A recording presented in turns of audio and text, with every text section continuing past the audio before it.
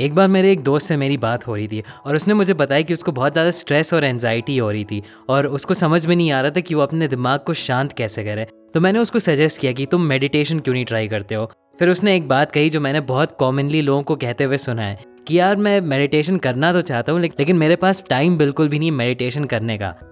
अब प्रॉब्लम की बात यही है कि मेडिटेशन सबसे अच्छी चीज़ है जो आपको इस तरह की सिचुएशन में हेल्प करेगा, लेकिन तब भी आप उसके लिए टाइम नहीं निकाल पाते हैं। तो जो आपकी प्रॉब्लम का सबसे बड़ा सल्यूशन है, आप उसको इम्प्लीमेंट नहीं कर पाते हैं अपनी लाइफ में। तो इस प्रॉब्लम को सॉल्व करने के लिए मेरे हिसाब से सबसे बेस्ट चीज़ है माइंडफुलनेस मेडिटेशन करना। क्योंकि ये ऐसा मेडिटेशन है कि इसको करने के लिए आपको अपने दिन में अलग से टाइम नहीं निकालना होगा, बल्कि आपको बस ये सीखना होगा कि आप माइंडफुलनेस को अपनी नॉर्मल ज़िंदगी के अंदर कैसे ला सकते हैं। तो यही चीज़ मैं आपको इस वीडियो में बताने वाला हूँ। लेकिन ये बताने से पहले कि ये कैसे करना है, मैं आपको एक कहानी बताना चाहता हूँ कि गौतम बुद्धा ने यही माइंडफुलनेस मेडिटेशन के एडवांटेज कुछ स्टूडेंट्स को कैसे समझाए थे। तो इस बात को ध्यान से सुनिएगा। उन्होंने बोला कि जब आप एक संतरे को छीलते हैं, आप उसको ध्यान से छील सकते हैं या आप उसको बिना ध्यान से छील सकते हैं। अब ध्यान से एक संतरे को छीलने का क्या मतलब होता है? जब आप एक संतरे को खाते हैं तो आपको हर एक एक पल में पता होता है कि आप उस संतरे को खा रहे हैं। आप उसकी स्मेल और उसके टेस्ट को पूरी तरीके से एक्सपीरियंस करते हैं। जब आप उसको थोड़ा थोड़ा छीलते हैं तो आपको फील होता है कि आपके नाखून उसको छील रहे हैं, आपको उसकी स्मेल आती है। जब आप उसका एक छोटा सा टुकड़ा निकाल के अपने मुंह में डालते हैं तो आपको समझ में आता है कि आप उसका एक छोटा सा टुकड़ा निकाल रहे हैं। आप एक एक पल में एकदम अवेयर होते हैं कि आप क्या कर रहे हैं। जब आप उसको अपने मुंह में डाल के खाने लगते हैं तो उसकी स्मेल और उसका टेस्ट पूरी तरीके से आपके अंदर आ जाता है। अब बुद्धा बताते हैं कि एक बार जब वो एक संतरे को खा रहे थे, उसके 9 सेक्शन थे। उन्होंने उस संतरे के एक एक पीस को फुल अवेयरनेस के साथ खाया और वो देख पाए कि वो कितना प्रेशियस था और वो कितना खूबसूरत था। उन्होंने संतरे को खाने के पूरे टाइम कभी भी ये नहीं अपने आप को भूलने दिया कि वो संतरा खा रहे हैं और वो संतरा असली है, उनके सामने है। और वो कभी ये नहीं भूले कि वो एक इंसान है जो उस संतरे को खा रहे हैं। बुद्धा ने स्टूडेंट से बोला कि संतरे को ध्यान से खाने का यही मतलब होता है कि आप पूरी तरीके से उस पल में जी रहे हैं। आपका दिमाग इधर से उधर थॉट्स में नहीं खोया हुआ है कि कल क्या हुआ था या आगे वाले दिन में क्या होगा, लेकिन आप पूरी तरीके से प्रेजेंट मोमेंट में आज के दिन, आज के पल में जी रहे हैं। आप उस संतरे के साथ पूरी तरीके से प्रेजेंट हैं। माइंडफुलनेस का यही मतलब होता है कि आप अपनी अवेयरनेस के साथ पूरी तरीके से उस पल में जी रहे हैं और आपका दिमाग और आपका शरीर दोनों आज अभी इस पल में ही जी रहे हैं। बुद्धा हमें यही बताते हैं कि एक इंसान जो माइंडफुलनेस प्रैक्टिस करता है वो उस संतरे में ऐसी चीज़ें देख सकता है जो बाकी लोग नहीं देख पाते हैं। एक अवेयर इंसान देख पाता है कि वो संतरा किस पेड़ से आया, वो देख सकता है कि वो धीरे धीरे कैसे इतना बड़ा फल बन गया। वो देख सकता है उस सूरज की रोशनी को और उस बारिश को जिसकी वजह से एक पेड़ उस फल को पैदा कर पाया। वो इंसान अगर और ध्यान से देखे तो वो 10,000 छोटी छोटी चीज़ें देख पाता है जिसकी वजह से वो संतरा उसके सामने आ पाया। इस संतरे की खूबसूरती देखने की वजह से एक इंसान पूरे यूनिवर्स की खूबसूरती देख सकता है, क्योंकि उसको समझ में आता है कि क्या क्या छोटी छोटी चीज़ें इस पूरी दुनिया में चलती रहती हैं जिसकी वजह से एक पेड़ उगता है और उसके ऊपर एक संतरा पैदा होता है। बुद्धा अपने स्टूडेंट्स को बताते हैं कि हम लोगों की रोज़ की ज़िंदगी भी इसी संतरे की तरह है। जिस तरीके से एक संतरे में बहुत सारे अलग अलग सेक्शन होते हैं, हम लोगों का हर दिन 24 आवर्स के सेक्शन में डिवाइडेड होता है। 1 घंटा ऐसा होता है जैसे एक सेक्शन एक संतरे का। पूरे 24 घंटे एकदम माइंडफुली जीना ऐसा है जैसे संतरे के एक एक सेक्शन को आराम से माइंडफुली खाना। बुद्धा यही बोलते हैं कि जो रास्ता उन्होंने ढूंढा है वो रास्ता है दिन के हर एक एक घंटे में एकदम फुल्ली अवेयरनेस के साथ जीना, अपने माइंड को और अपनी बॉडी को प्रेजेंट मोमेंट में पूरी तरीके से रख के।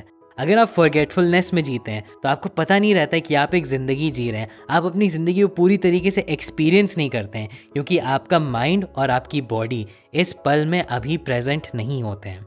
तो ये थी वो कहानी जो बुद्धा ने अपने स्टूडेंट्स को बताई और इससे आपको समझ में आ जाना चाहिए कि माइंडफुलनेस मेडिटेशन आपके लिए कितना इंपॉर्टेंट है, क्योंकि ये आपको प्रेजेंट मोमेंट में जीने के लिए मदद करता है।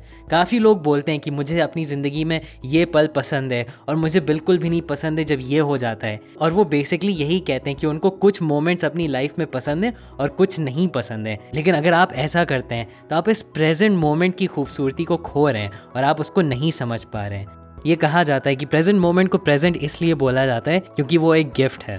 अगर आप माइंडफुल नहीं होते हैं तो आपकी दिक्कत यही होती है कि या तो आप बहुत ज़्यादा पास्ट में जी रहे होते हैं या आप बहुत ज़्यादा फ्यूचर में जी रहे होते हैं। माइंडफुलनेस मेडिटेशन आपको प्रेजेंट मोमेंट में ले आता है और प्रेजेंट मोमेंट में ही आपको ज़िंदगी का सच मिलेगा। ओम स्वामी, जिन्होंने बुक लिखी है अ मिलियन थॉट्स, वो हमें एक और कहानी बताते हैं माइंडफुलनेस मेडिटेशन के बारे में।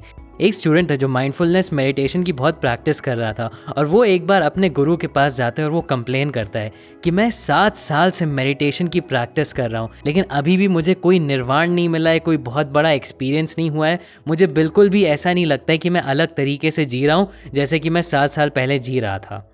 फिर उसके गुरु ने उसको जवाब दिया कि मैं देख सकता हूँ कि तुम्हारे पैर थोड़े गीले हैं, लेकिन तुम्हारे कपड़े गीले नहीं हैं, तो इससे मुझे पता चलता है कि बाहर बारिश हो रही है। उसका स्टूडेंट थोड़ा कंफ्यूज होता है लेकिन कहता है हाँ आप सही बोल रहे हैं। और फिर उसका गुरु जवाब देता है कि शायद ये पहली बार भी नहीं है जब तुम बारिश के मौसम में यहाँ छाता लेके आए हो, करेक्ट? और वो बोलता है हाँ आप सही बोल रहे हैं। फिर उसका गुरु पूछता है कि तुम्हारा छाता बाहर ही रखा है ना? तो वो थोड़ा स्टूडेंट कंफ्यूज हो जाता है और फिर वो बोलता है कि आप बोलना क्या चाह रहे हैं, इस छाते से मेरे मेडिटेशन का क्या लेना देना है? फिर गुरु उससे सवाल पूछता है कि क्या तुम्हें पता है कि तुमने मेरे दरवाजे के राइट साइड पे या लेफ्ट साइड पे अपना छाता रखा है? अब वो स्टूडेंट थोड़ा टेंशन में आ जाता है। वो बहुत कोशिश करता है याद करने की कि उसने छाता कहाँ रखा है। उसको लग रहा होता है कि हाँ मैंने शायद राइट पे रखा था, मुझे याद आ रहा है मैंने अपने जूते उतारे थे, शायद मैंने राइट साइड पे ही रखा था। हाँ अच्छा नहीं, एक सेकेंड, नहीं शायद लेफ्ट साइड पे रखा है। अब वो स्टूडेंट एकदम कंफ्यूज हो जाता है। फिर वो दौड़ के वापस दरवाजे के बाहर जाता है चेक करने और पता चलता है कि वो छाता लेफ्ट या राइट पे भी नहीं रखा था, वो छाता ज़मीन पे ऐसे ही पड़ा हुआ था। फिर वो वापस अंदर जाता है अपने गुरु के पास।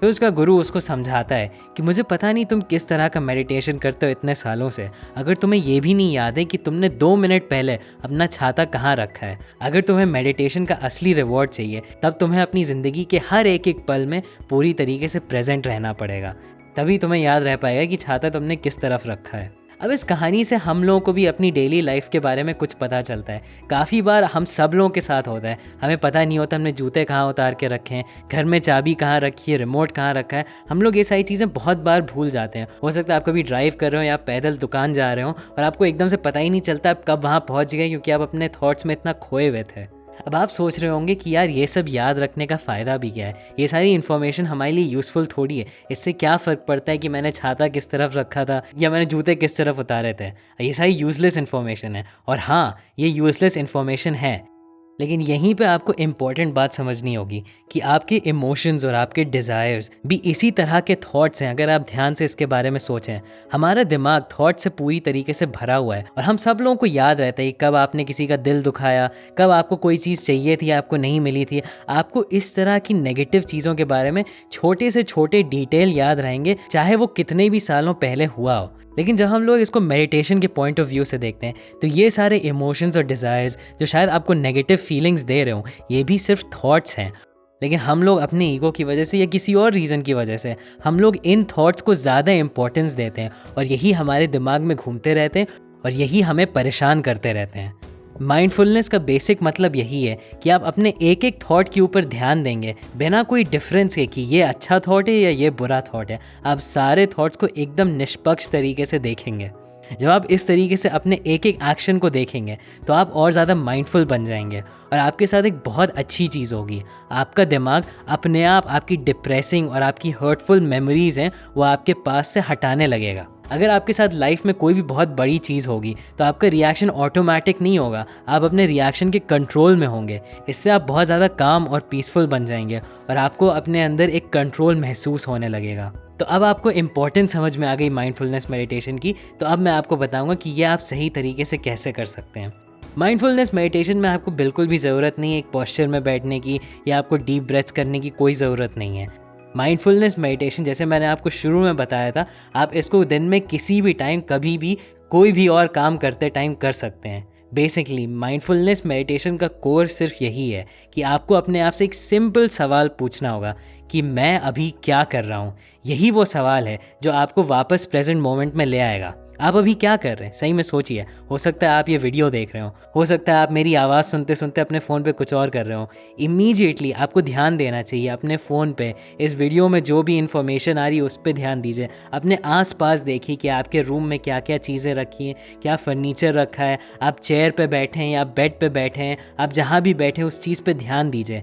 इस तरह की अवेयरनेस जब आप अपने अंदर ले आएंगे तो आप जो अभी इन्फॉर्मेशन सुन भी रहे हैं वो आपको और अच्छे से याद होगी। इमेजिन करिए कि अगर आप पढ़ाई भी इतने माइंडफुली कर पाएंगे तो आपको पढ़ाई में कितनी चीज़ें याद रह पाएंगी, या अगर आप कुछ भी नया काम करेंगे तो आप कितने अच्छे से फोकस कर पाएंगे। तो इसी तरीके से जैसे ही आप अपने आप से पूछते हैं कि मैं अभी क्या कर रहा हूँ, 1 सेकंड में अवेयरनेस बढ़ जाती है।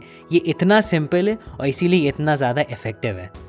आपको एक आदत बना लेनी चाहिए अपने आप से यही सवाल पूछने की कि मैं अभी क्या कर रहा हूँ। मैं अभी अपना दांत ब्रश कर रहा हूँ, अच्छा अब मैं नाश्ता खा रहा हूँ, अब मैं वीडियो देख रहा हूँ, अब मैं अपने ईमेल चेक कर रहा हूँ, अब मैं मीटिंग कर रहा हूँ, एट्सेट्रा एट्सेट्रा। जितनी बार आप अपने आप से ये सवाल पूछेंगे और उसका जवाब देंगे, आप अपना अटेंशन वापस इस प्रेजेंट मोमेंट में ले आ रहे हैं। तो कभी भी आपको बहुत ज़्यादा एंजाइटी फील हो, आपको एकदम से लग रहा हो कि आपका दिमाग एकदम आउट ऑफ कंट्रोल हो गया है, तो अपने आप से पूछिए मैं अभी क्या कर रहा हूँ। मैं अभी रूम में बैठा हूँ, मैं अभी अपने सामने वाली दीवार को देख रहा हूँ, एट्सेट्रा एट्सेट्रा। इससे आपका दिमाग अपने आप शांत हो जाएगा। अब मैं आपको कहूँगा कि बेस्ट तरीका इस चीज़ को अपनी हैबिट बनाने का है कि आप कहीं अपनी दीवार पे, अपनी डेस्क पे एक बहुत बड़े नोट पे आप लिख लें, what are you doing now, तुम अभी क्या कर रहे हो। और जब भी आप उसको देखें आप अपने आप को याद दिलाएं कि आप इस प्रेजेंट मोमेंट में क्या कर रहे हैं। ये सारे पॉइंट्स मैंने आपको एक किताब से बताएं जिसका नाम है अ मिलियन थॉट्स, जिसको ओम स्वामी ने लिखा है, और मैं आपको ज़रूर रेकमेंड करूँगा अगर आपको मेडिटेशन में इंटरेस्ट है। और हाँ, अगर आपको एक बेसिक बिगिनर्स मेथड चाहिए मेडिटेट करने के लिए तो इस वीडियो को ज़रूर देखिए जो आपके स्क्रीन पे आ गया है, और इसका लिंक भी मैं नीचे डाल दूंगा। अगर आपको ये वीडियो पसंद है तो ज़रूर उस लाइक बटन को क्लिक करिएगा और सब्सक्राइब करिएगा बुक समरीज और लाइफ इंप्रूवमेंट वीडियोज़ के लिए। अभी के लिए बस इतना ही, एंड थैंक्स फॉर वॉचिंग।